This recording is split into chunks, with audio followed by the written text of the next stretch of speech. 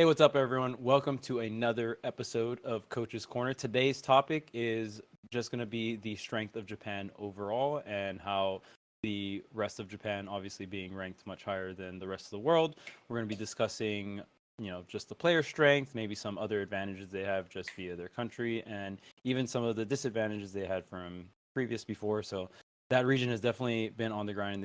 They deserve everything that they have now. They've been just killing it on all fronts.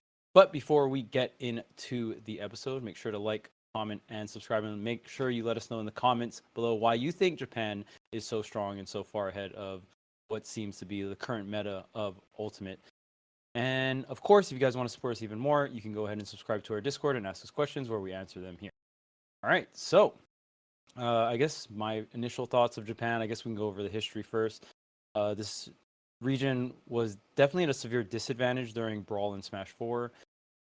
If you guys don't know, you're not allowed to play for money in Japan. So the tournaments don't have prize pools, which is a big discouraging thing for other players to come and play at their events, right? If there's no prize pool, it's hard to make your money back, and it's already an expensive trip for other people outside of Japan. Obviously, same goes for them when they travel outside of Japan. So it was pretty difficult. There was usually crowdfunded things in Smash 4 and early Ultimate that really helped Japanese players come out because a lot of the community just wanted to see how they would compete up against everyone else. But as of recently, in just during the lifespan of Ultimate, Japan has gotten things like esports teams that will sponsor the players and stuff like that. So I think that has helped a ton to kind of give more incentive to Japanese players and help Japanese players travel out to events. So I think that has helped them a ton. I think an advantage that Japan has is, especially in Tokyo, it's just a really small country. Oh, froze up a little bit. Okay, yeah, it's just a really small country, and especially in Tokyo, the public transportation is really good. A lot of the top players can attend a lot of the locals. If you know, most Japan locals are generally pretty stacked, and most of the players will come out. They're very active, which I think helps a ton. Also, grinding online is a lot easier in Japan because the country is so small. So I think training on Wi-Fi is still really great outside of Japan, but I think it's particularly good in Japan because of how good their internet is and just how close they are. You don't have to worry about the distance of like East Coast to West Coast, or obviously Europe is huge as well, right? So if you're playing in Europe and it's like country to country, depending on what part of Europe, it can be the internet or the Wi-Fi connection can be not so great, right? And obviously the better connection, the better quality of practice you get. And another thing I really want to point out too is Japan has really been killing it on the viewership side, which I think also justifies them and justifies more companies or esports companies kind of invest into the Smash scene because the viewership they get is so crazy, and obviously they grinded and worked really hard for that. So it's not just the players that have been doing a really good job. I think their community leaders have been doing a phenomenal job of just growing the scene and growing the viewership, because now that's another way that they can get value and get money from Smash. And I think other companies are more willing to invest in stuff like that. So now Japan is in this situation because they went through that grind. They're in such a good spot because so many of the players are so high ranked that the Japanese tournaments kind of snowball in value. We saw, particularly, I would say, America had this advantage back in early Ultimate, Smash 4, Brawl. There wasn't really rankings. So America has had the advantage for quite a long time. So obviously it's frustrating if you don't live in Japan now, if you're trying to get up into that higher echelon of upper ranks. But again, they grinded, they deserve this. And is it a snowbally system? Absolutely. But the snowball is in their favor. So I think it's kind of BM to kind of point fingers now and just be like, oh, well, why is it so bad now? And and we should try to change the system and this. It's like, well, we weren't saying that when America had all the cards in their hand, right? So I will not be a hypocrite and try to, down the system, because I mean, I think that's just how general ranking systems work, right? It's just wherever the strongest players are, they're going to have the advantage, and that's the way it is. And I don't think we should implement a new system or anything. I think the only thing that's kind of weird about the system now is how the tiering of a tournament can change during the tournament. It's like, oh, this player, like live action, this player all of a sudden did really well. So then now they're like up a little higher in rank. which thus makes this go from an S tournament or S plus tier to a P tier. Like that's kind of That is weird. weird. Yeah. That's my only gripe. I'm not a super number crunch kind of guy, so I don't know if that just at a surface level it doesn't make sense to me. But maybe if I knew more information about it, it'd make more sense. But that's the only thing that's kind of off to me.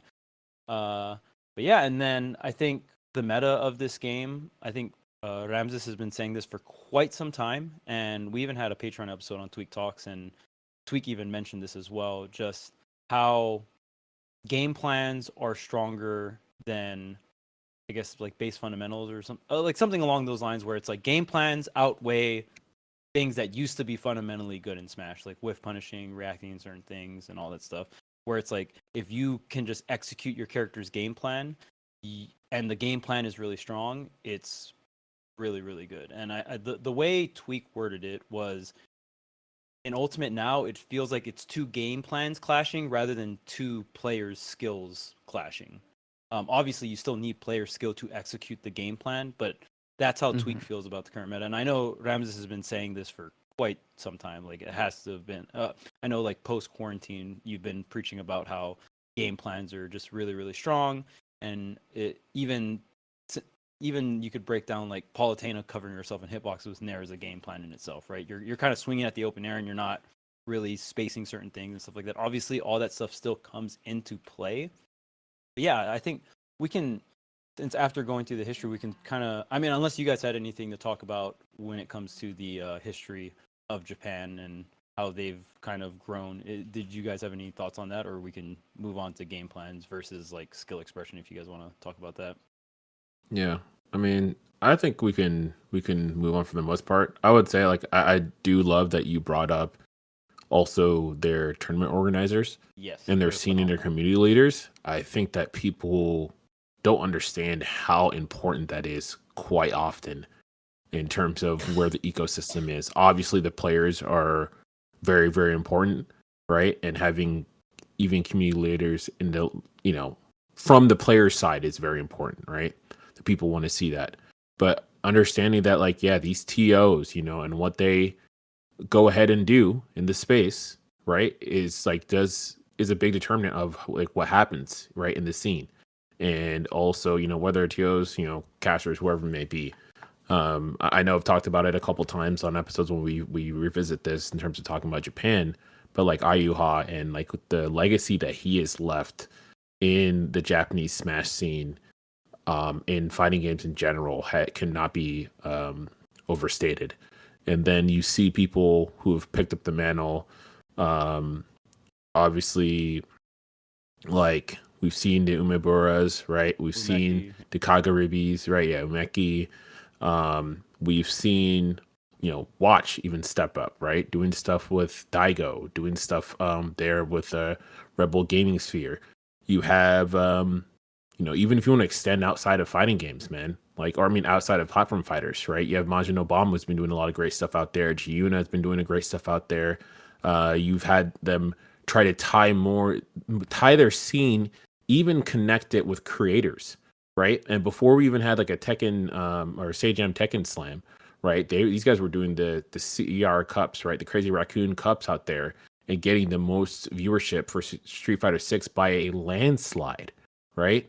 Then you talk about the content creators. We talk about Zachary, right? We talk about Abadongo. Abadongo and those guys, right? And like how they've extended, right? And I think it's all part of it has to do also with the general culture there and people being more into the gaming space for a lot longer, right? In terms of that being more of the mainstream, as it were. But we still have had gaming become more mainstream for quite some time now in the States as well, right? With the help of venture capitalism as well. So, right, like, right. America has Yeah, so many advantages. It's right. insane. So it's crazy, right? I mean, think of how long ago it was since Drake played with with Ninja and all that good stuff, right? And all those years from there, right? And it's like it's just very interesting to see how we navigate and how we try to build things, and versus out there, at least talking from like the US and what we have, and people are actually coming together and building stuff out there, right? And yeah, this place is smaller, but Also, too, you have people. It's smaller with a ton of people who could be egotistical if they want to, but everyone understands there's a bigger pond than the immediate pond, right? And you see that reflected in the growth that's happened out there. So, yeah, again, I'm very glad whenever someone pays homage to that, because people need to realize that's part of the reason why they're also in a good place too, right? And why they have now, during a time period where people are struggling to get sponsors, Japan's been continuing to build up players getting their sponsorships in a space that, again, they don't make money from their general tournaments, but they get the numbers, and because they get the numbers, they get the viewership. Because of the viewership, they get money through the other means, right? Because of that, they're able to do ads and get sponsorships and move and do all these things and make it happen. So it's cool. It's cool to see what that scene has been able to build with their ideologies, and also just like, everyone working together for a shared dream. That really goes a long way.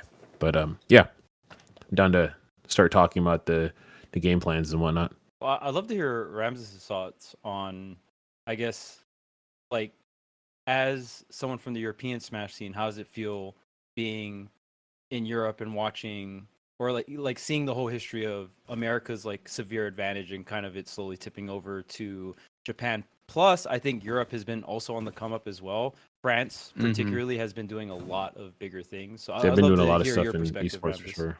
Yeah. Tony's smiling like I'm gonna be the pettiest demon out here. Like, I love it, dude. I love you it. guys Tony had just it coming. Talk to them, Ramses. Let these clowns know. Screw you, America. I legit, I had one complaint about the rankings, and that is that.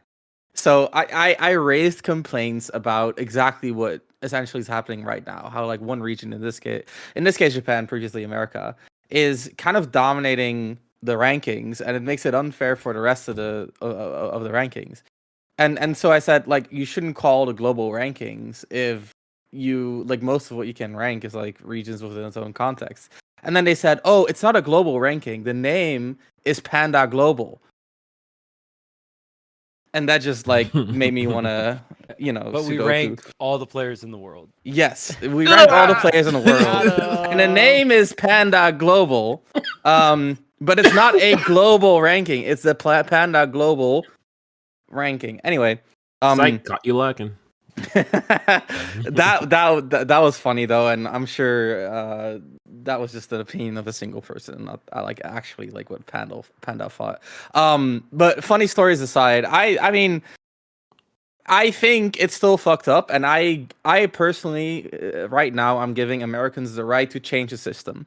I think you guys don't have to hold the L on a system that sucks, because you only realize it when you guys are getting the short end of the stick. I think it's not ideal that now that you guys get the short end of the stick, there's more like zeitgeist, like there's more realization that this is not okay. But at least it happened, right? Like at least we're now at the same point, like we're agreeing that the system is not sustainable and to some degree has to change. At the same time, I don't know if it's fixable in the first place. And so my perspective for rankings has kind of shifted from this is an accurate representation of player skill, to this is a vehicle for players to sell themselves, and that's it. And so like the existence of rankings for me is just like, it's something that you can show your sponsor. You can be like, I'm number 25 in the world. And it doesn't actually mean you're number 25 in the world, because we cannot accurately rank players, because there's just not enough there's not enough mingling between the scenes. You just need a lot of data points, right, to create an accurate ranking. And even if you go to each other's majors, that's just not enough. And so I've stopped looking at rankings as ways to accurately portray skills, which is something I try to convey to my students as well, where I'm like, hey, maybe getting PR in your state is not a very healthy goal. And then we have to spend a little bit of time dissecting why it's not. But usually people come to understand. But people struggle to apply that when looking at the global ranking, because, oh my god, it's a global ranking, guys. This only happens 2 times or like once a year, and so it is prestigious and it's big, and it needs to have that prestige.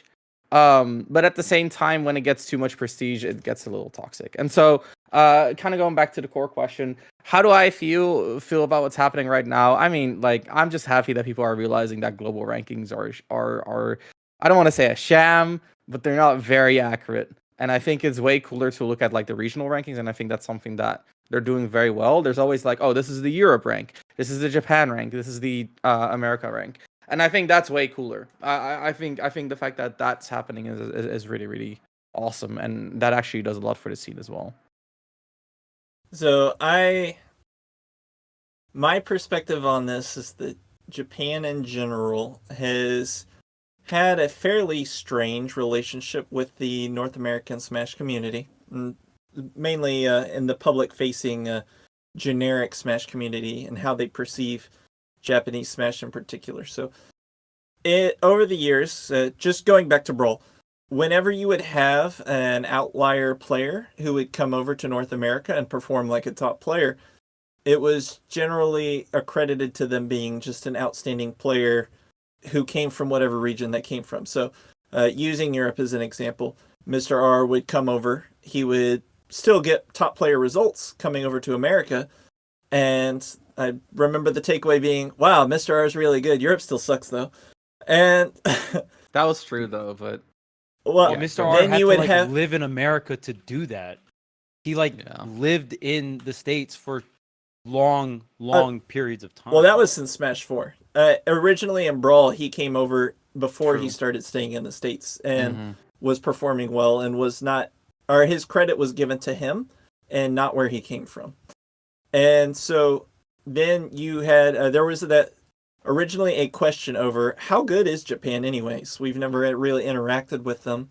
And then, so generally the coloration of that was from back in Melee with Captain Jack, and it was like, well, this is what what would happen with the Brawl community if they were to come over. And then they came over, and I think number 5-ish at the time, Brood, won a major over who we thought were we being the US, thought were the undisputed best players in the world, who were Mewtwo King and Ally.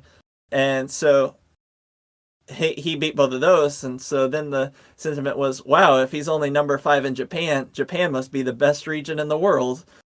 Mr. R comes over, and it's, yeah, Mr. R is we would have interactions with players like Weymouth, TKD, et cetera, who would just come up, and then they would get top player results, and it would be like, yeah, TKD is pretty good.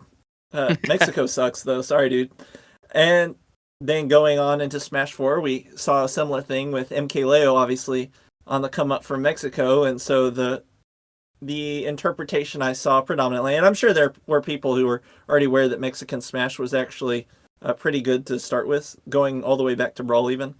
But even in Melee, man, there's people like don't talk about how they influenced a lot of how people play in Melee too. But again, they never really got their shine or the opportunities. Their shine.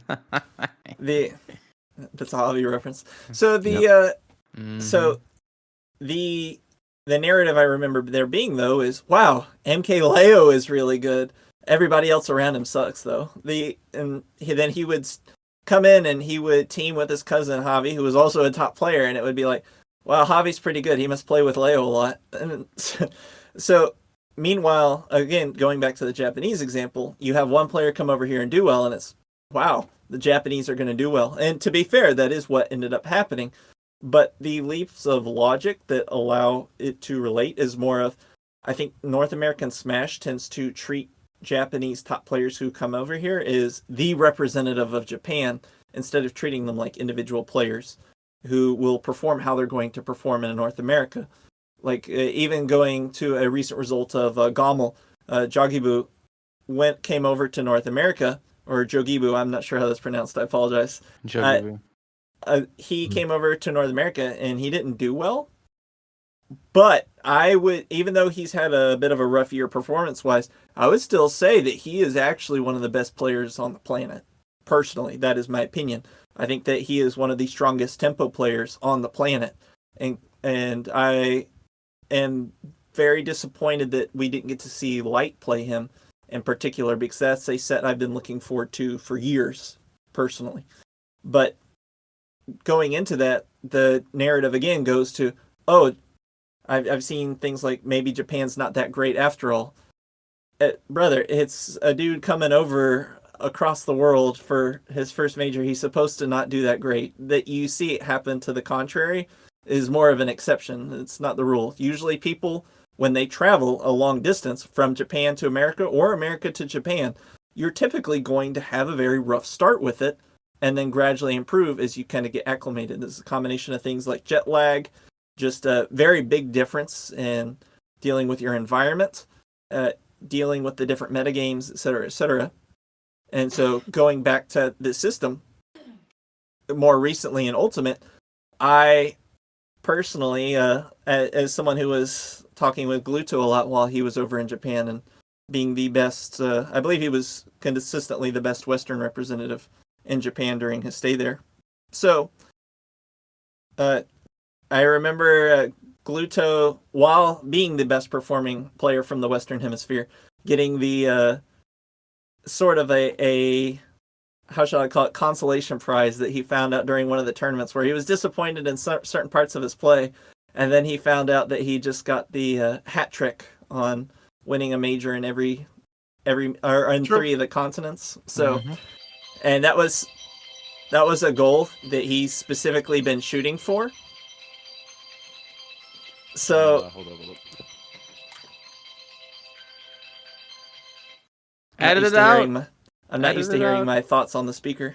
It's fine, don't worry. There he is. All right.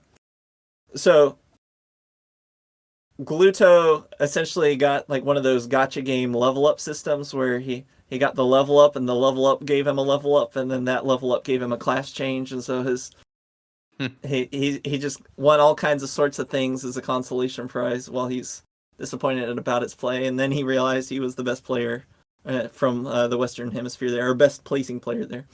So I'm obviously biased in seeing that, and on that note, I will also add that something that we haven't really mentioned is that one of the knock-on effects of the advantages that are in Tokyo or Japan in general is that their Elite Smash is better practice, such as it is a bit of a more demanding experience while you were there than it is in Europe and presumably in North America. I don't know if he's explored Elite Smash over here, but from personal experience, my understanding is that European and North American Elite Smash are similar. So the point I'm making here is that these advantages tend to work well with each other and synergize. And so when you have that better internet, when you have a more supporting general player base, you're also going to get better tools here and there that are going to give you better practice as a result. And then when you have better practice in conjunction with those tools, obviously you're going to improve faster. And then your close rivals are going to improve faster, et cetera, et cetera. And it just kind of spirals and snowballs similarly. So my opinion on rankings withstanding, I do think Japan has improved significantly. I have said before on this podcast, but will reiterate that I believe that Smash in Mexico was actually the strongest region for the first some years of the game, and then that started to shift around quarantine time, probably. So I won't pretend that I understand any of the factors on why that would be, because that's way too complex for my pre-brain. But going into it, Charles, what are your thoughts on what in particular of Japanese game plans is so strong? Yeah, so another thing I just wanted to mention quick before that is just another thing that's impressive about Japan is they're getting this ramp up at the end of the lifespan of this game. We're like very deep into it, right? We're like 5 years in. So that's just crazy to think about too. Like increasing your viewership as the game's getting like 4, 5, 6 years into the game. Very, very hard to do. So gotta mention that. And another thing too that I noticed about Japan is a lot of people are so down to just go to Smash tournaments to spectate. The Kagaribis, the Umaboras, they'll sell out very quick, like within a day or two. And it's pretty hard just to get spectator passes. All the seats are filled. Like that's just not, I don't know if it's just a cultural thing or how they built their scene, but that's not very common in in America, where it's like, oh yeah, all the seats are filled, and there's people that just came here to spectate. Most of the people were there from just entering the tournament and all that jazz. So Well, very attendance different. costs are a fraction of what they are in here. Oh, so. okay, that Yeah, probably makes sense. they I did not know about that. So they it's just way cheaper. it is cheaper, but it's also a culture thing too, for sure. Like it's just it kind of ties into, again, it's like a lot of these things are just more communal. It feels like, interesting enough, like it feels almost kind of like old grassroots, right?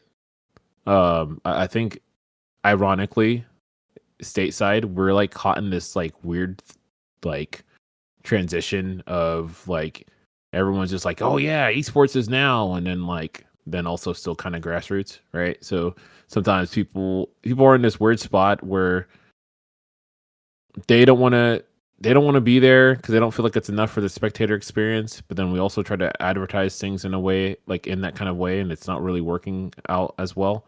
So it's like, I don't know, it's very fascinating to see, because for them it's just like, hey, I'm going there, all the homies are there, and we're building this stuff up. Like whenever I talk to Sid, and stuff that she's doing out there with people, it's like everyone's just trying to come together and trying to build stuff and make it better, and like, oh yeah, I heard this person's doing this event, let's all go down there and like let's go help them build it out, and yeah, it's gonna be cool, and like these are our great gatherings, and versus, I feel like these days, and I think a bunch of us have talked about this before too, like you go to a lot of the US tournaments and stuff, and it's like, yeah, some people are going there obviously as spectators as well, but then there's also a bunch of people who kind of go to these things, and it's like, I'm chasing the esports dream. I'm a clout goblin. I'm trying to do blah blah blah, all this kind of nonsense, right? And or like, yeah, you guys don't know it, but I'm about to be the best player in the world one day. Like everyone's just thinking from that mindset. Like I'm about to get sponsored, big time esports.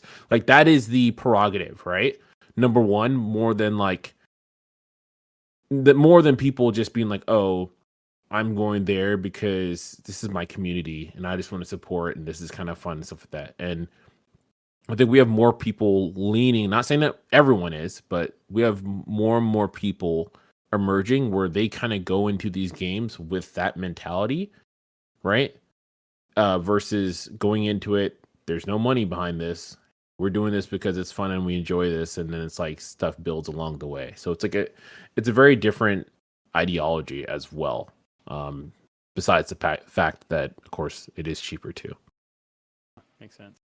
All right, time to pivot to game plan. So I think, again, we had a Patreon episode for Tweak Talks, and Tweak kind of broke it down in a sense where his perspective is like Akola and Mia are playing more game plan characters, and I think a lot of the American players, they used to be like where Akola and Mia are now, right? A lot of the North American / American players, and they still cling on to the idea that, like, I think they more so refuse to play the game plan versus game plan meta, and because of that, they're holding on to like, oh, I still want to play skill expression or fundies versus, you know what I'm saying? Like they want to play the player versus player dynamic instead, because that's what used to be good. What used to be good was player versus player dynamic, but now it's more game plan versus game plan. So then you have a bunch of these old school players trying to still apply player versus player, but they're not playing player versus player anymore. They're playing player versus game plan. So they're in a position where they're still trying to figure that out. Are they at a disadvantage? Yes. Do they know that they're at a disadvantage? Yes. Are they pretty much being stubborn because they value the quality of enjoyment over, like, they want to win Smash their way and they don't want to succumb to the game plan part? And do they understand that that is going to come with L's? Yes. So I don't really blame them. We're like 5 years into the game, right? It just kind of depends on where you're at financially. Like, do you Omega need the W? Are you fighting for your life? You know what I mean? Like, these are all things that will heavily come into the equation, right?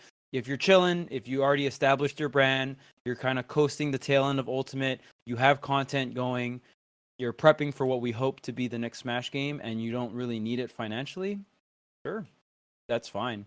But my perspective is a lot of the veterans of the game refuse to play game plan versus game plan. So they're playing player versus game plan. And they're trying to figure out how to navigate around the game plan. And I think what makes game plan so strong is you can put it's like less on your mental. So it's way you have way more stamina, right, on some of these longer sets. And some of these game plans that have come out, especially looking at Fighter Pass 2, these game plans are extremely strong, extremely simple, extremely effective. And then also with some of the other characters, you can add tech, right? Now, obviously, Game Watch is very simple, probably the most simple of the current meta characters we have. But I'm seeing Mia add in a lot of option selects, and to do the things Mia is doing, even if you think he's carried by Game Watch and Game Watch's game plans, he still has to have excellent reactions and excellent game sense to pull off a lot of the OSs he's doing. He's doing a lot of parry OSs. He's doing a lot of jab 1 OSs. Like, the way I view Mia, it's amazing to me to watch. Obviously, Game Watch isn't the most exciting character to watch, but how Mia executes the game and what we're seeing of Game Watch OSs, this is like the shit I talked with Bam and Gimmer before quarantine even started and was like, wow, think about if Game Watch players did this and they were really good. And it was like, man, that would be totally fucked up and broken, but I guess we'll never see it, and we're seeing it now. So to me, it's exciting because we're seeing the game being pushed to its absolute limit. Even though it's characters I might not super enjoy watching, I still appreciate the level of gameplay that is being executed. And Mia's reactions are insane. That's just, I think Mia's insanely good at reacting, and I think his refresh rate is up there with someone like Spargo. So, but he's playing an insane character that abuses refresh rate even more than Cloud.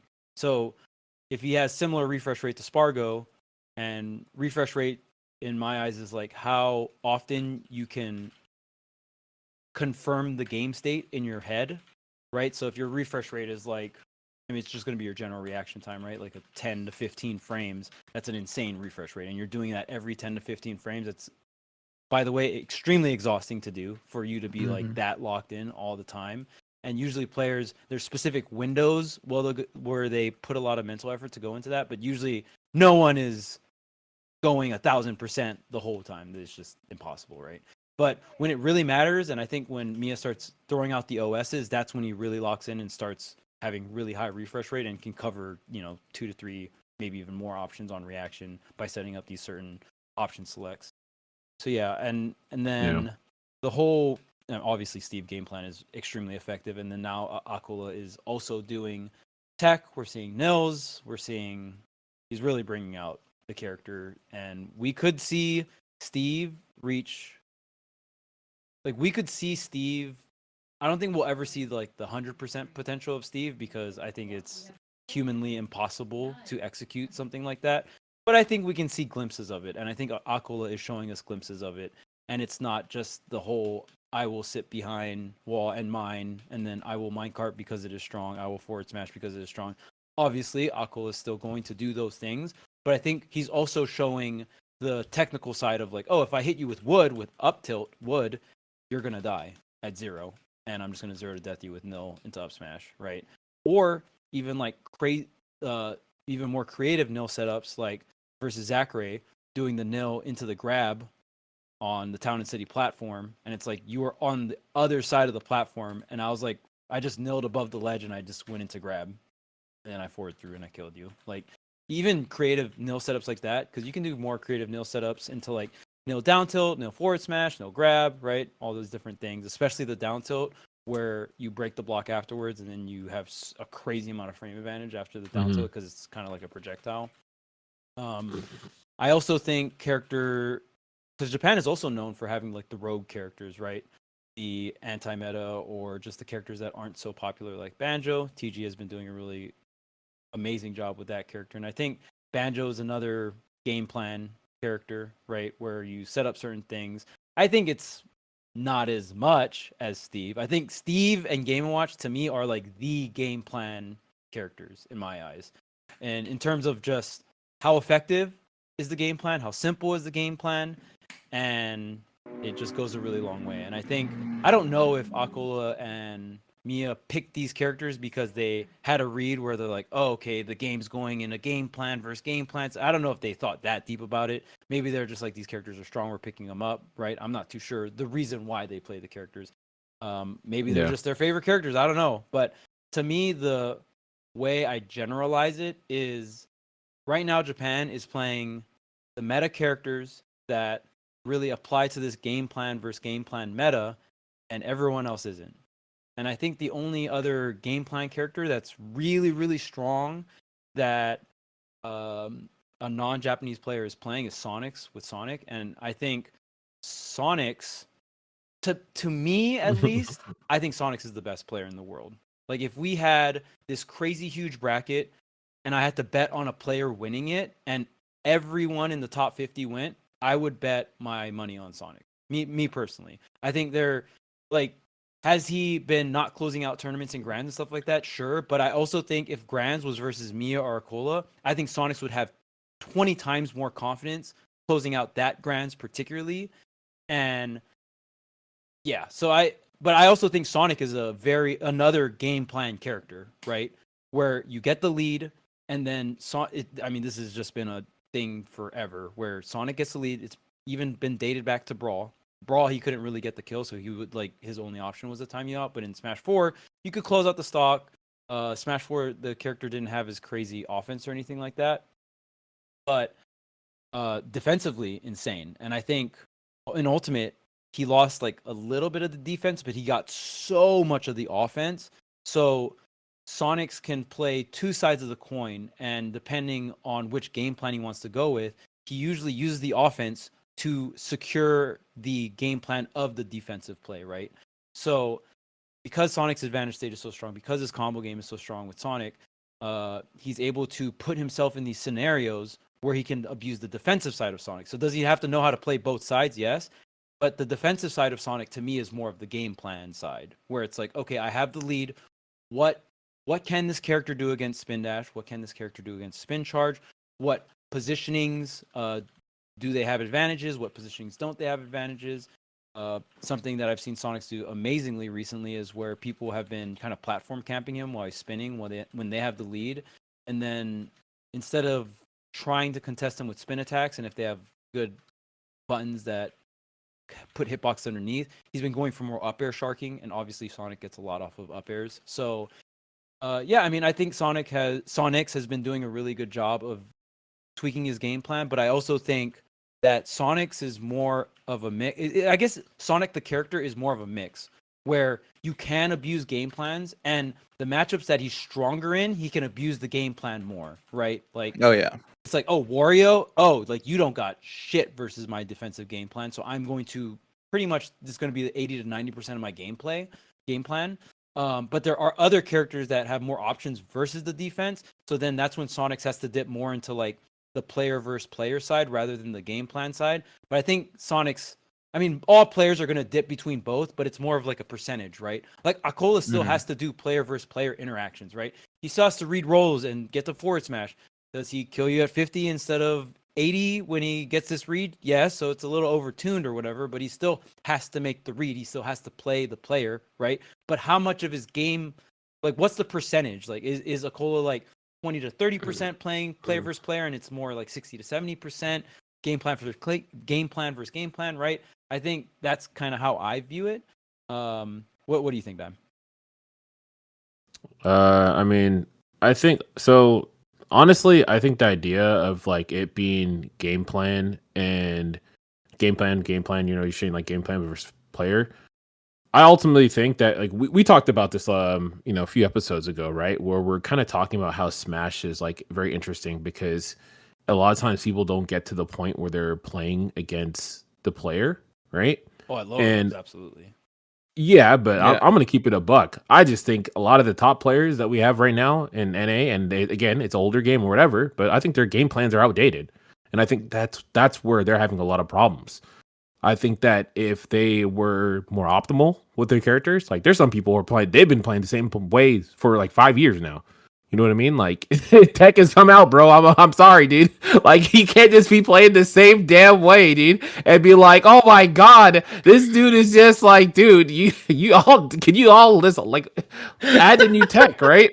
And it's like you only see a few, like obviously, like shouts to Tweak, like Tweak's someone usually trying to like add to his game plan, right? But I'm gonna be honest, a lot of them are not adding to their game plans, or they'll get a couple little things there, and when you look at like if we're looking at just in general, right? If we're looking at Melee or just other other platform fighters or fighting game stuff too, like that's what it comes down to, bro. Like people get better, people realize they understand more of the game, right? And people get better game sense, they understand what is strong, they build their game plans out, they iron those things out, and then it's like you tie that, and in the confines of that, that's where like to kind of circumvent certain gaps, right, in the game plan. That's where it's going to be the player reads and this and that and whatever, right? But like you should be optimizing your game plan. So I feel like a lot of times for NA, there is this idea of like going back to what you were originally talking about is people want to win the way they want to win. And they're not willing to go and optimize their game plan on things or be like, hey, this is the thing that works, right? And so I need to like push this, right? Or I need to like, oh, they found this tech, like, oh, I'm not going to do that, right? And that happens a lot. Especially when there's more people coming at it. When you feel like you've been on the top for so long, right? And then you people come through and they're doing all these things, and you're just like, yeah, this is so stupid what they're doing. And it's easier to do that than to really look at, hey, man, maybe I need to restructure how I'm doing this to get to the next level, right? Because the way I see it, it's very similar to like the lower level too, where it's like, oh yeah, I can talk about all this, like, yeah, I'm gonna read them, and yeah, sick. You read me 50 times, and all you knew how to do, you don't know any combo. All you know is how to sweep me. Dope, dude. Well, let me read you twice and kill you in the end, right? That's that. And yeah, so I think that like prime example for me is like looking at Roy and Crom. That character, like I remember during quarantine, we're seeing like shout out to our boy Nico, right? And then like a couple other people stateside who were like actually getting better at doing the jab near ones consistently, right? Even like we're doing it with Crom, but also doing it with Roy consistently. It's like, yeah, I haven't seen that stuff in years now. I don't see anyone doing that, right? I see like top Roys coming through and they're doing the same damn thing. And they're godlike players and they're reading like crazy. But then I see them hit and I'm like, damn, dude, that you hit them for 20. That should have been 60. And that would have been a whole different story. And like, yeah, you can complain about Steve doing this and nil, whatever. And yeah, the character has a higher ceiling, for a ton of stuff for sure. But you also got to do your effort, because otherwise you're trying to read. You just want to do more work.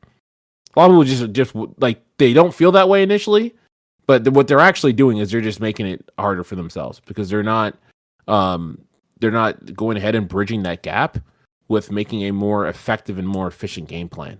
So yeah, I just feel like a lot of them. Yeah, dude, they need to update, bro. But I don't know. That's kind of my thought process on that. But Tony, what do you think about kind of what you've seen from like NA and Japan? So I would even go so far as to say you don't have to stop playing checkers. If you are comfortable with your ancient game plan, go with checkers. But you need to force your opponent to play checkers with you when you set it next to their Settlers of Catan. Like that's just how it works. If you're going to decide to play board game night and nobody wants to play checkers, you need to either make them play checkers or accept that you're not going to be playing anything, or at least not enjoying it. So the idea there is that there's different ways to go about it, and to kind of take Charles's perspective of Sonics is essentially what my perspective of what the end game is supposed to be. So if North America, and to a lesser degree like Europe, is so preoccupied with being special snowflakes, then like that's fine. Go for it. Personalize your play, but don't be surprised when your heart of the cards isn't actually beating meta tier game plans. Like that's just how that works. Dang, you actually have to, bro. Yeah, Sorry. Weevil No, threw it in that's the obvious. ocean, baby. Yugi, no. Weevil threw it in the ocean. Either that or get a whole bunch of tutors, because damn, brother, I don't know what to tell you. You need to update to the meta, or you need to figure out how to force people to play your game. And the issue here is that most of the tools of the old meta are not powerful enough to override what people are doing now. So you either need to figure out how to player versus player to bait them into playing your game, or you need to just stop ramming your head into the wall trying to play a different game than what it is. So I think that there's also an enormous series of flaws to the way Japan generally approaches the game. So again, Japan is comprised of individuals. Not everyone approaches the game the same way in Japan. However, there are certain playstyles that's more likely to crop up that people are typically referring to when they refer to the Japanese playstyle, which is, if you punish me for doing this and the risk reward for me doing this is good, I'll do it again. Like, I'm not Yomi is what you make of it. So the that is what I personally think of as being the biggest cliche of Japanese play is they have one or two things they're going to do, and you're just going to play against boss monster characters the whole time. And maybe you should be playing a boss monster so that you can match up to their stats. Or, here's the thing, just get good enough that you can counter their patterns repeatedly until they've lost the game. And that genuinely is how simple it is. However, it is not as easy as it is, because it's one thing to say, oh yeah, I'm just going to go on a no-hit run in this difficult game, and then go on the no-hit run. Like, there's a lot of build up to that. There's a lot of training and expertise that comes down to it. And so I think that what you want to come down to is sort of a balance. You want to have great game plans show up with. You should be able to just character diff your opponents if they decide to show up with checkers. Like, you should have your own chessboard right there and force them to play chess with you. If they don't know the rules, they've lost on the spot. And that's how it should be. That is the way I like to look at it. Is it's kind of an MMO skill set, and that it's understood if you aren't putting in the grind to show up with high level gear, then obviously you're not going to be able to play with everybody else. Like, that's just common sense. And so, and whereas, or one of the things that rewards consistency is having that kind of gear check. Have you put in this time? Do you show up and have your decisions make an impact? Which is kind of what Bam's referring to with like tech. If your decisions don't mean as much as your opponent's, then it doesn't matter that you're out rock, paper, scissoring them unless you're consistently executing it over a large sample size. Because just any time that you second guess yourself, anytime you make a mistake, if their risk reward is so much better than yours, then it's just going to outdo all the outplaying that you've done up to that point. So there's different facets to which there is to outplay someone. And if you're getting outplayed on character select, if you're getting outplayed in training mode, then you're not really outplaying them that much. You just feel like you are because you feel real smart when you pick paper for the third time in a row. So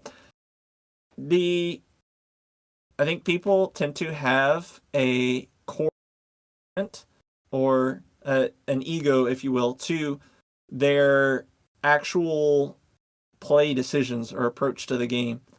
You are not a worse person if you approach from the left than the right. Like, it's just a way to approach it. If you are less attached to who you are being your play style and are looking more instead for what works, what doesn't work, and then doing the things that work, you'd be surprised how much more frequently you'll find things working. Straightforward, I know. And so what the Japanese weakness, though, is that they tend to be weaker to, I believe, what most players would refer to as adaptation, because they are so honed in on a specific subset of circumstances that if you are to take them into outside circumstances, they get very uncomfortable and they play much worse for the same reason. And so I think that players or characters that can take them outside of their context or force them to play that checkers are still going to be the ones who win. Like, obviously we've referenced him before, but Light is more or less I think at this point, the best performing North American player versus Japan in general. And part of that isn't because Fox is just a better game plan than what they're showing up with. It's that he tends to take them outside of their comfort zone on tempo, because it's not that what Light is doing is fundamentally so powerful. It's because it's so fundamentally outside of what they are experiencing in Japan, because other people don't play Fox that same way in Japan, at that same speed in Japan. So it takes them out of the context that they're comfortable with. And so if your character is capable of doing something like that, then that is how North American top players can look to kind of exploit the Japanese simplicity, is to play so much outside of their context that they're playing the game for the first time. But that also requires you to do something that is powerful and effective enough that they're punished for being bad at the start and not being able to adapt within that set. In this case, Fox hits real hard, so that's why that works. But relative to a character like Steve, no one expects someone to show up playing against the Steve matchup for the first time against a top Steve and take a game, much less a set. Like, that's just an unreasonable expectation.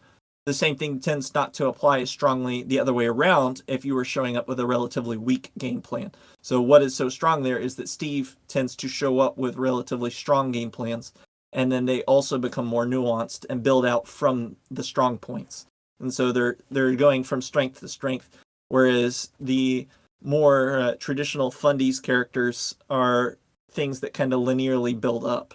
And they usually start out at something that might be weaker, things going for dash grabs that don't necessarily combo into big damage, just so that you are forcing your opponent to respect your rock, paper, scissors. Steve doesn't necessarily need to do that. Steve doesn't even necessarily need to grab in the first place. And what that difference is it's just a matter of the dynamic, the complexity of it. And honestly, it's just a very challenging subject to approach and simplify for me personally. So but I do think that the next step to that is being able to approach with a strong game plan and recognize what your opponent is unprepared for, and then find your own prepared thing, of which you don't only need one or two things.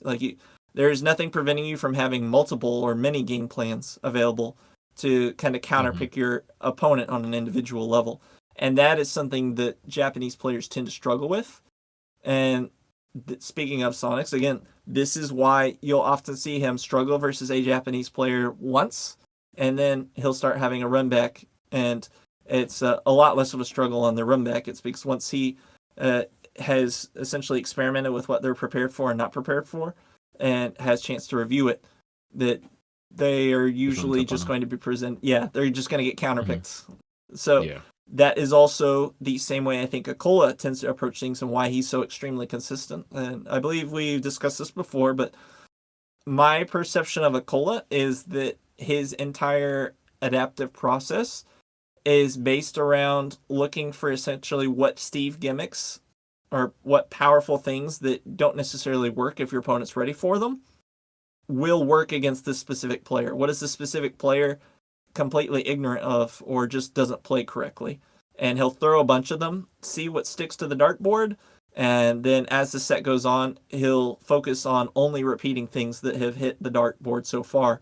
And then once he goes through that second iteration of just only leaving the things the opponent isn't ready for, it just turns into a clown carnival. It's just going to look like the opponent's getting hit by every single thing, because it's the same things that have been hitting them the whole time, essentially. Dang, Akola's AGI, dude.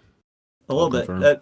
That's essentially what he's doing, though. And it's effective. It's effective. And then you also can see how he struggles very much when he does get pulled out of a context in a way that doesn't allow Steve to reset and then start at the drawing board again. So most obvious example of this is things like Hurt, being able to interact with him without allowing him to reset, and then also playing. And then, of course, if you watch how Sonics plays against him as well, you'll see that usually once Sonics does start interacting, he usually doesn't allow Akola to stop interacting to reset his bearings and start switching plans. Once you commit to the first one, you need to actually hold him to it and say, no, you sat down.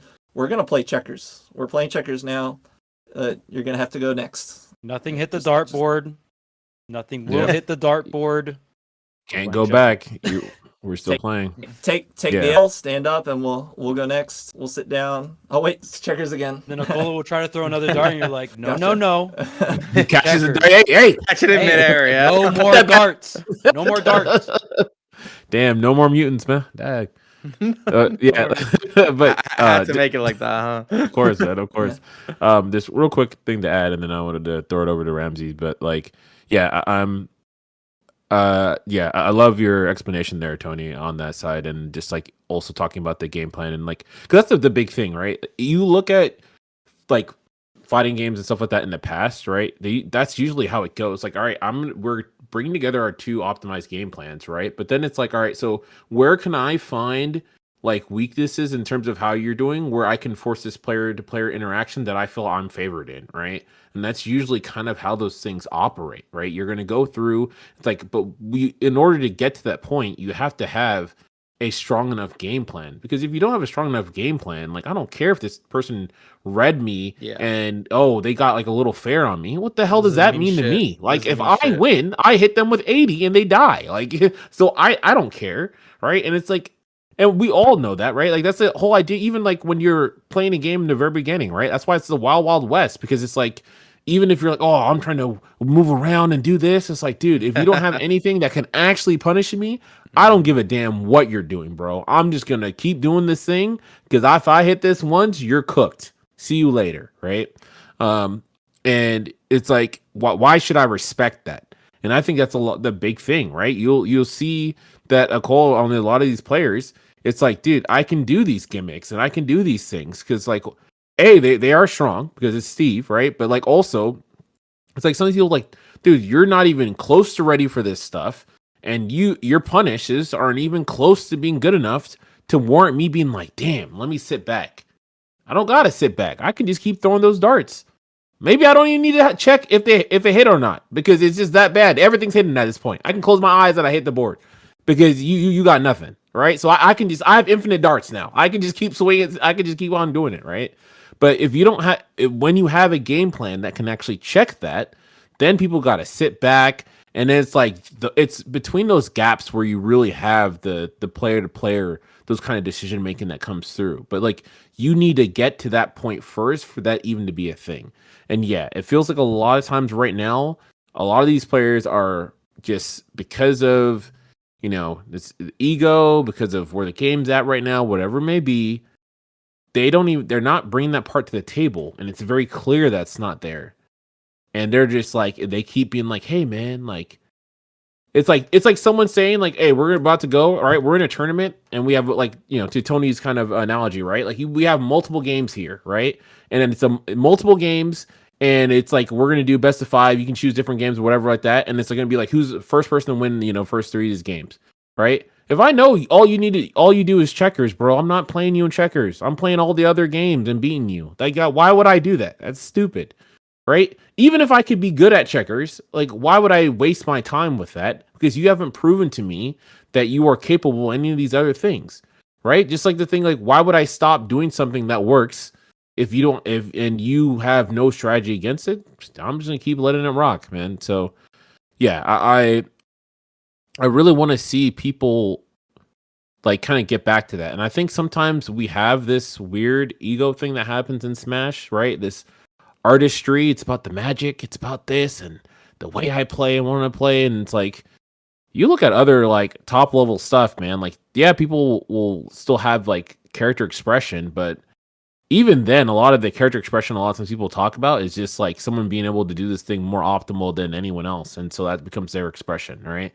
And then whereas like we were like, oh, I just like to do this. Why are you doing that follow up? That follow up sucks. Well, dude, I just look so swag when I do it, bro. It's just I just love this, man. I just got to do it. Like, dude, no, like, right? If we're really talking about being the best of the best, then you have to understand that sooner or later you're going to get to a point where people are going to be good enough, right? And people are going to get better, and they're going to make more comprehensive, well thought out game plans, right? To the point that you no longer can just coast by on that, right? Some people are going to be really good at that kind of aspect, right? Some people are going to be really good at like, hey, I'm just gonna keep playing this game because I got the good refresh rate and I can just assess you. So if we do this player-to-player interactions, odds are I'm probably gonna figure out these things a lot quicker than you because that's my strength, right? It's like, yeah, so people are gonna counteract that, right? That's just logical. Am I gonna sit here and be like, damn, man, let me just keep doing this thing and go in this situation where this guy has a godlike refresh rate and my refresh rate is freaking, to talk about frames, say my refresh rate is 100 frames, bro. Like, am I gonna keep doing that thing and run my face first? Hell no, dude. I'm finding something to cover my ass. Give me a Game and Watch Nair. Give me a Game and Watch Up B, and like I'm not dealing with any of that. And you have to show me you can beat that until you can force me to play that game that you want me to play again. But anyways, yeah, I wanted to hear your thoughts too, Ramsey. So I'll leave the floor to you, brother. We discussed a lot. I'm gonna go through a few things. I think the most recent thing we talked about is how Japan doesn't adapt, as Tony said, isn't as adaptation heavy as the West, which I think is a more fair and I think also accurate way to describe it. And I think something that I want to highlight here that I think is very important to know for the viewer at home as well is that adapting to something is a very poor risk-reward decision if you are going to be specific in the way that the West tries to be. And so think about it this way, right? My read is I think Cloud is going to short out Becker. I'm going to run in, I'm going to try to do a rising aerial, and I'm going to get hit. Why? Because I don't know when he's going to jump. I don't know the drift of his jump. I don't know the drift of the second part of his jump. I don't know if he's going to do an early or late Becker or an empty land or a special. I don't know if he's going to fast fall or not fast fall. I don't know if it's a full hop or a short hop. I don't know if he's going to double. Right? And so like just to read exactly what he does and get a valuable punish that kind of like compares risk reward wise to what Cloud does is, first of all, just like an insane amount of information in this game. Because actions are generally a little more specific than they were in previous games because of how much stronger movement is in Ultimate than it was in like Smash 4 or Brawl, and because there's less options in terms of movement, you cannot just cover a whole range of options as easily because there's more places they can do it from. And so that's one thing to keep in mind. Another thing to keep in mind is that, similarly to the point I'm making, is that an option in situation A is different than an option in situation B. And so you can say, I'm going to counter the minecart, I'm going to counter the minecart, I'm going to counter the minecart, and then Steve simply does like a little delayed minecart and they hit you. And so I think one thing you want to keep in mind is that while Japan isn't as adaptation heavy as the West also isn't good enough to force them to adapt. And so what happens more often than not is that Akola is going to minecart again because it's strong, and Mia is going to nair again because it's strong, but now they are doing it in a different situation. And if you were ready for a specific minecart and you didn't react to the fact that the situation changed, or you couldn't because sometimes it's just an unreactable difference, then you get hit.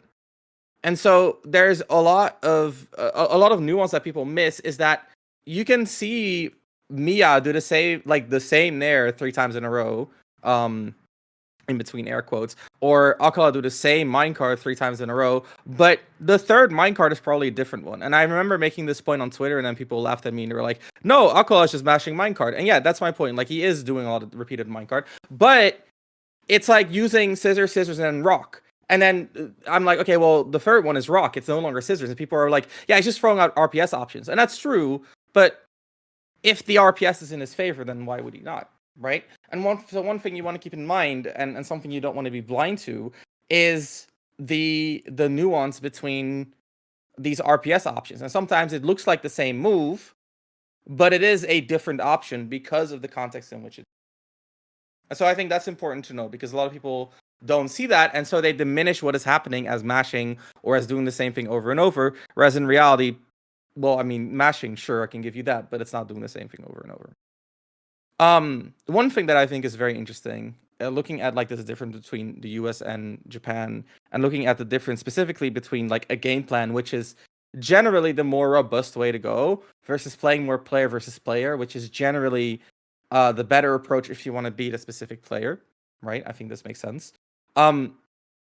It makes sense to me that America has always been more player versus player, because in the US, what do top level US players care about? They care about beating other US top level players. It's always been that way, because right? Of how the like ecosystem was before. Exactly, and so you don't care about buck for ranking for beating US players. Yeah. Exactly. Good And point. then there's also the cultural thing where it's like, let's be fair, the US is very America centric, right? Like, if you are American, your world revolves around America. You go to school and you say the pledge. That's freaking crazy. Not to make it political or whatever, but like that's just how it is. It's like the US has always been focused on America. Whereas if you look at Japan, and this is something that I noticed when I saw Shogun's documentary. I don't know if you guys have been watching it. Mhm.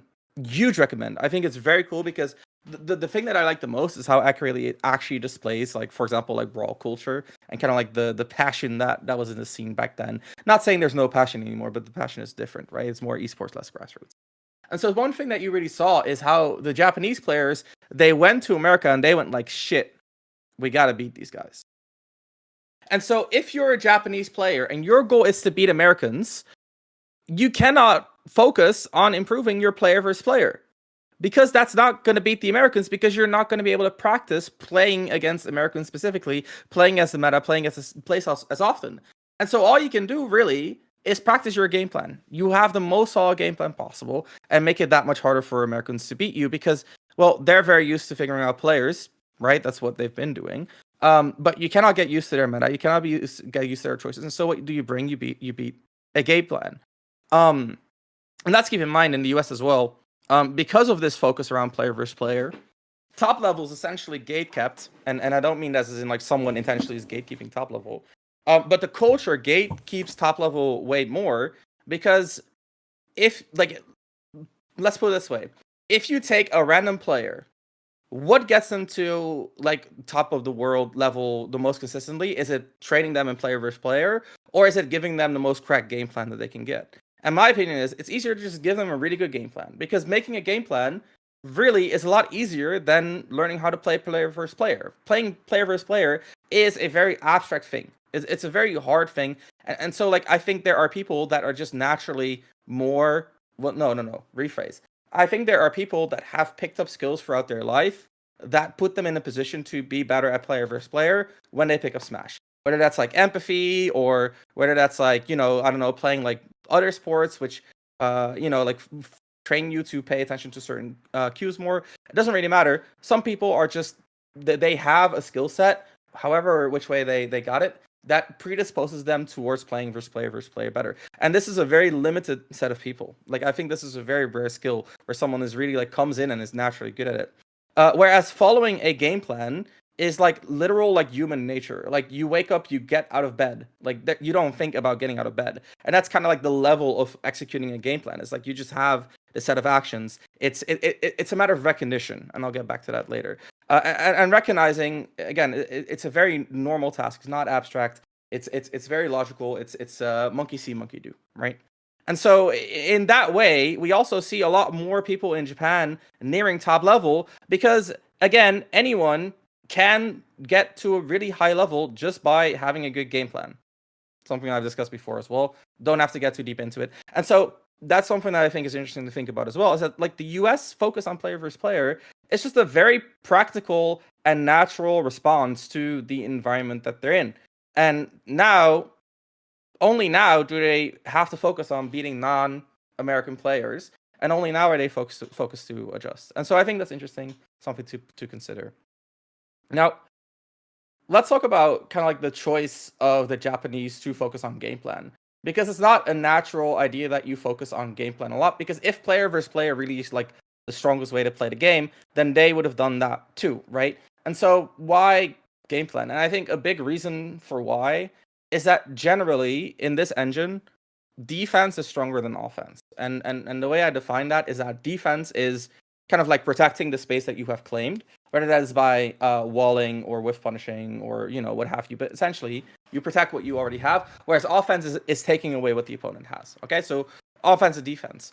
And so what I've noticed is that generally, defense is more generically applicable. Like, the way you defend your space is probably the same way that you defend your space in almost every single matchup, right? Like, Corwin's going to back our wall, Grenader's going to dash back and dash back you, like Rosa's going to throw out Luma, and there are some exceptions, but they're far and few in between.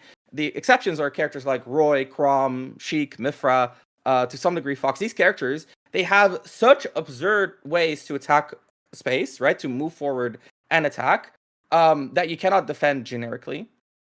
Maybe even Sonic, but these characters really are like exceptions to the rule, right? And so within the engine itself, if you look at like take away the unique character options within the engine itself, defending your space is a better risk-reward strategy than attacking your opponent's space. And this is not just exclusive to Ultimate, by the way. This is the case for, as far as I know, every competitive game.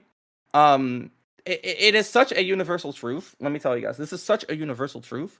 If you read The Art of War, Sun Tzu literally says this. He says, defense is for times of need, offense is for times of surplus. And so you only attack when you have an advantage, when you have a surplus. And so what happens in Ultimate as well is that your offense is more specialized. And so what do I mean by that? Well, if offense is for times of surplus, for times of advantages, what you need really is some sort of advantage. And what you need to do then is you need to structure your offense around this advantage that you found. And that means that your offense is going to be more specific, because against player A, the advantage that you find is that they tend to do a lot of whiff punishing. So now you structure your offense around beating whiff punishes. And against player B, the advantage you found is that when they're at high percents, they tend to crumble. And player C, the advantage you find is that if you feint once, they always take the bait. And so there are an infinite amount of advantages that you can find, which I think is so cool, because everyone finds their own kind of style of advantages. But what it also means is that your offense is generally going to be more specialized and less flow chartable than your defense. And this tracks to me, if you look at the Japanese playstyle, they're almost exclusively extremely defensive players. And so, for example, something that I've discussed a lot on this channel is how close quarter characters have kind of developed this game plan where they kind of protect their own space, and then they slowly move that space forward. They essentially play like a wall of pain, right? And if you want to stop them from moving forward, you have to interact, and now you're interacting with a close quarter character, right? And so this idea applies to all of top level Japanese play. Even something like a Proto playing Lucina will do a lot of undershoot nairs where he's creating a wall of pain. And you guys remember in Brawl when Marth would do short up rising fair, landing fair, and instead of walking forward, he would just move through the stage by doing short up fair, short up fair, short up fair. And that's how he would move forward. That's essentially what we're seeing from Japan. And so to break open defense like that, you have to find mistakes. And here's the issue, in my opinion, with the general American approach, is that when an American tries to read someone, they're trying to read what they do. It's oh, you're doing a lot of run up tilt. You're doing a lot of, whiff punish. And so I'll punish you for doing that. And that is a really good way to get manipulated, because when you do that, you're essentially letting yourself be controlled by the opponent, right? Because if the opponent does a dash back, you punish them for doing dash back, right? And so your actions are now contingent on what the opponent is doing. Makes no sense. And so what you should be looking for is what they're not doing, right? And so what are they not doing? Are they not covering the air? And so this is something Tony talked about. The more avenues you have to approach, the more different ways you have to do the same thing, the better, right? And so are they not covering the air? Are they not covering a certain timing? Are they never never moving forward? Are they never moving backward? Are they never using shield? There's all these things that people never do. And generally, these goes in 2 layers. So layer 1 is the game plan mistake. So what is not integrated into their game plan. And then level 2 is the piloting or the mental stack mistakes, where it's okay, they do a little bit of everything. I don't know what the weakness is. And so what I have to focus on is what they are not focusing on, right? And so most Japanese are never even pushed to that point. And so that is, I think, kind of the crux. And this is something I think we discussed on the Mutes episode, which is that it's the car versus the pilot, right? The car versus the driver. And so it's the car is your game plan, right? And so everyone in Japan is driving around a luxury limo. They're it's just the craziest car. But they don't know really how to drive the car. And you can take a really shit driver and put him in a luxury car, and they're gonna run a really good race, right? They're gonna do great. But it's not ideal. But if you compare it to the US, we have you people, or in the West. Join us, man. Let's say CEO. CEO. Us in CO. Us in the West, because I think it applies to Europe as well. We have really shitty cars. Like our cars are breaking apart by and large. Not everyone's. Sonic's is driving a pretty Old, nice car. outdated, you know, like Mm-hmm. Junker. Yep. Poor mileage. but our Poor drivers, mileage. though, we got some crazy But- drivers. Exactly. Like you guys, like we in the West, and especially the US top players, Gluto as well, by the way. Gluto definitely deserves a mention, but especially the US top players.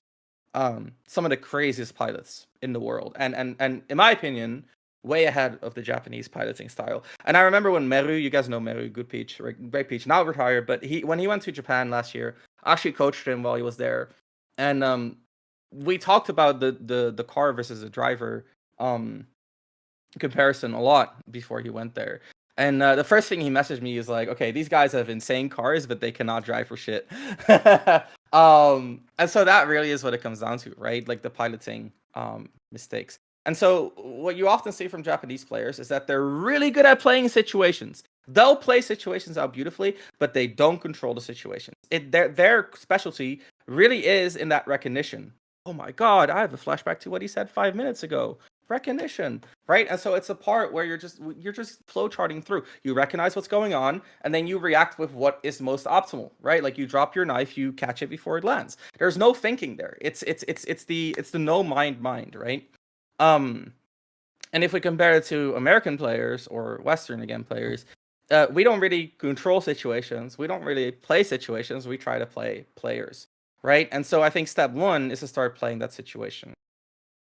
And to kind of like close my thoughts, I think what it comes down to is that the game is always in a cycle of a focus on game plan and then a focus on kind of like the player versus player aspect.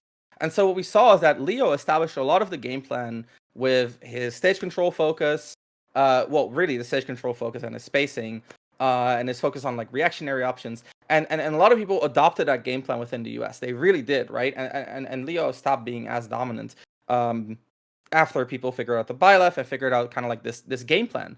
And then Spargo came and he just like broke through because he understood the game plan, and then he added like a layer of player versus player that we haven't seen until the point where like Spargo came through, right? And so he elevated the game and he said, okay, if you take Leo's game plan, you take all of that innovation, and then you play the player versus player within the confines of that game plan in this style, then you be the best in the world. And Spargo was the best in the world for a while. And now we're back to a cycle of game plan that Japan is introducing, and Sonics, again, shout out to Sonics. I know we glaze Sonics a lot on the podcast, but he really is, kudos to Tony as well. He really is the ideal player from a coach's perspective, in my opinion. I certainly think so. Yeah. I'm biased. I really think so. But Japan and Sonics are really entering like this new level of game plan, and the reason why I, just like Charles, would bet my money on Sonics is because I think Sonics is exploring that PvP aspect within the way game plans are developed. And that's how it should be done. That's and how that's it how should it should be done. Exactly. Exactly. I also think I also think certain characters are also good at that particular aspect. True. In a way, because that's of the meta, right? Right. And so like I think Sonic is very interesting because the character is obviously so fast, right? And also with like spring and all those kind of things, can get to certain locations and also force player-to-player interactions that you don't want to deal with, right? And so that's also something that's really strong about the character. So it's like certain characters, they can have their really game plan. And it's like, even for Steven Game Watch, like their game plans are very, very like dangerous, right? And they're super strong. But it's like, maybe I could just run away and kind of set back at least from here, not interact. I'm not really getting anything from it, but I can do that. But like Song can do that, but then also be like, oh, you're in the position now that you're really bad. It's like my character is fast enough to be there and take advantage of it, right? And then I can be in a spot where I can now utilize my read and utilize like, oh, I know you're going to do this. I think you're going to do this, and like have the tools. So like, that's a combination of Sonic's being incredible and then also Sonic having the capacity to be there in order to have an opportunity to be incredible and make that read in the first place too. Yeah. And so the way I interpret it is that we've had that first game plan revolution from Leo. We've had that PvP revolution from Spargo. And now Japan is working on like the layer of game plan, but Sonics is already a step ahead, and he's developing the PvP within that game plan. Because the way you play PvP in a Leo like spacing stage control system is different than the way you develop your PvP in a current more like, let's say, coverage and let's say execution check focus system. However you want to describe it, it's still developing, right? Or like positioning based system. There's a lot of complexity in the current wave of game plan. Point is, the way you play PvP differs. The way you play PvP right now is different than you played it after COVID. And so that has to be developed, and Sonics is on that forefront right now. And that's also part of why we see him do well against these Japanese players, because he's keeping up with the game plan developments, and he's building on that, and Japan isn't there yet. And that's also why I think he's struggling a little bit more with the US players, because the US players, they're so focused on that PvP. They keep up with the game plan that Sonic specifically is establishing enough because they play with Sonics a lot, and then they invest all of their points. Like if you want to go for the MMO comparison, all their talent points go into beating Sonics in that regard. He is kind of the person to beat in the Western Hemisphere right now. Yeah, and so as this goes on, and as a cycle of game plan PvP goes on, theory becomes more and more important, right? And coaches become more and more important, because they're like, it's like squeezing blood from a stone. Is that the expression, right? Mm-hmm. And so there's less and less to optimize, and the small differences become more and more important. And so one thing that the US, especially culturally, is going to have to get over is the anti-intellectualism stigma, right? Like the oh, it's not that deep, bro, kind of feeling. You guys remember, I think it was like 2-3 years ago, I made like a really nice thread on Leo's spacing. This was it was a really nice Twitter thread. I think it was like a thread of like, I remember this. This yeah. is mad funny, because everyone's like, "What are you talking about? No one's thinking this way." Blah blah blah. And so my point in that threat wasn't to illustrate like Leo is thinking about all like this entire wall of text every time he makes a spacing mistake. But what I am illustrating is that, like, if you want to space like this, you have to know all these things. And when I posted that, I know in like private circles with very well-known community members, like in private Twitter, was like, oh, you remember when Ramses posted a tweet, like a Twitter thread of like 15 tweets that basically came down to Leo is good at spacing, lol. And I was like, all right, well, if it's this deep, if the corruption runs all the way to the upper circles of the community, you guys are fucking boned, dude. And here we are. Sonics is ruling the continent, and I couldn't be happier. With theory finally prevailing over the anti-intellectualism. But that also just comes with the age of the community, right? Like the younger community, the less focus there is on boring theoretical stuff, and that's just part of what it is. So, yeah, I know it was a rant, but you guys were talking for so long, and I was like, I want to react to that, and I have an interesting opinion on that, and here we are. That's my thoughts. This is your episode, The bro. game plan guy. True. You've been preaching about this for a long time, so it was really cool to hear all your thoughts. I just have some quick closing statements. I think Japan, at like culturally also, they always help each other out. I've seen like Akola and Shuton like labbing Steve stuff. Have I ever seen a top NA Steve labbing Steve stuff with another NA top player? Fuck no, I've never seen that. Will I ever see that? I don't know. Right? I mean, maybe there are top players that do that, but I haven't really seen it. I haven't heard people talk about it. I think the U.S. culture, specifically America, I mean, maybe it's Western culture in general, but I feel like it's more selfish. I can take examples from early Smash 4. Me and Void used to share tech all the time. Once Void moved to SoCal, he was like, bro, we can't be sharing tech. Everybody hides tech out here. It's grimy as fuck. Everyone doesn't want to help each other out. It's all about hide your tech, use your tech to get like a W, a short-term win, 1 time or 2 times, but fuck everyone else, get that win, get the bag, yada, yada, yada. It's not about like getting the entire region to be better for the long term. It's a lot of short-term selfish decision-making, and I think that's just a general, like maybe American or maybe just a general Western culture thing. But I think Japan particularly, it's all about, oh, we're one unit, we want to be strong as a collective, right?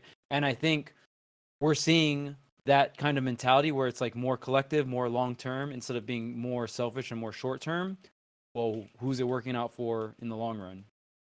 Obviously Japan, right? So I think they're reaping the fruits of their culture. So that's really sick to see. And I think it's very hilarious to see NA / like America now being like, oh yeah, now we're like helping each other out, but it's just hilarious to me because it's like you guys aren't doing that because you're being selfless and you want to be a collective. That is based off of a selfish decision because you're doing it out of need. It's like, shit, guys, well, I used to never share tech with you guys before and practice with you guys before, but we're kind of getting shit on by Japan right now. So we all need to come together, right, everyone?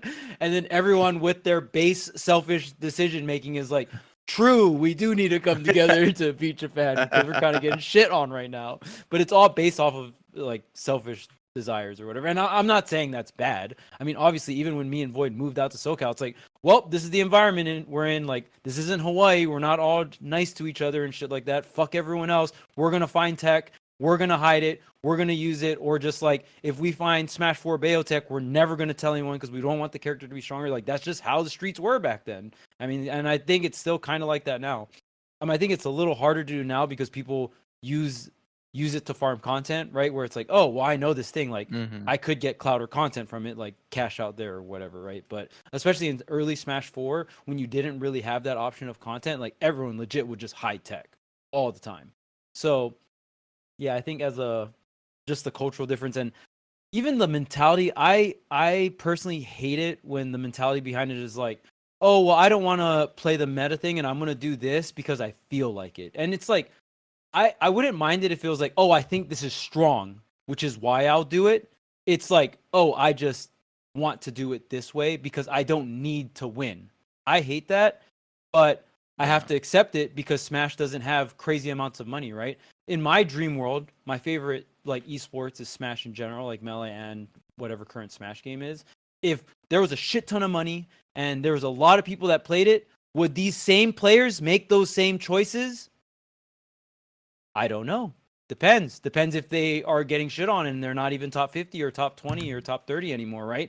Then their decision making might change real quick.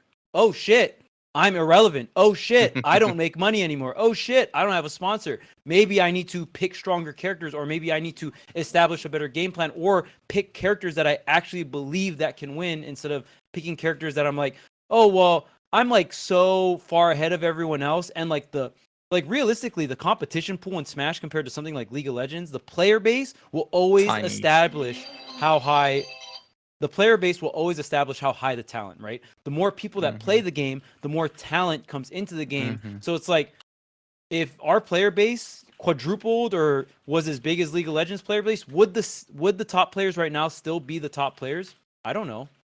The chances get lower as more players enter, though, I'll tell you that. I'm not going to say like, oh yeah, like all these players would still be the best. They might be, but the bigger the player pool increases, the chances of them staying in that same position go down, right? Especially if there's a shit ton of money involved.